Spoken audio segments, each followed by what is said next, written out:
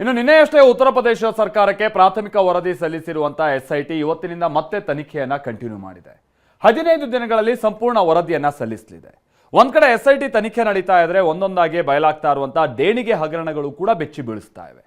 ಕೋಟಿ ಕೋಟಿ ಬೆಲೆ ಬಾಳುವಂತ ವಸ್ತುಗಳನ್ನ ಕಾಣಿಕೆ ನೀಡಿದಂತವರು ಈಗ ಪ್ರಶ್ನೆ ಮಾಡ್ತಾ ಇದ್ದಾರೆ. ಅಂದ್ರೆ ಯಾರೆಲ್ಲ ಡಿವೋಟಿಸ್ಗಳು ದಾನ ಮಾಡಿದ್ರು ಈ ಬೆಳ್ಳಿ ಇಟ್ಟಿಗೆಗಳು ಆಭರಣಗಳು ಅವ್ರು ನೋಡಿದ್ರೆ ಇದಾದ ಲೆಕ್ಕಪತ್ರನೇ ಇಲ್ವಂತೆ. ಈಗ ರೆಸಿಪ್ಟು ಕೂಡ ಕೊಟ್ಟಿಲ್ಲ ಅಂತೆ. ಕೊಟ್ಟಿದ್ದಕ್ಕೆ ರಾಮ ಮಂದಿರ ಪ್ರಾಣ ಪ್ರತಿಷ್ಠೆಯ ದಿನ ಲಡಾಖ್ ಮೂಲದ ಉದ್ಯಮಿ ಬರೋಬ್ಬರಿ 200 ಕೆಜಿ ಬೆಳ್ಳಿ ಇಟ್ಟಿಗೆಯನ್ನ ಕೊಟ್ಟಿದ್ರಂತೆ.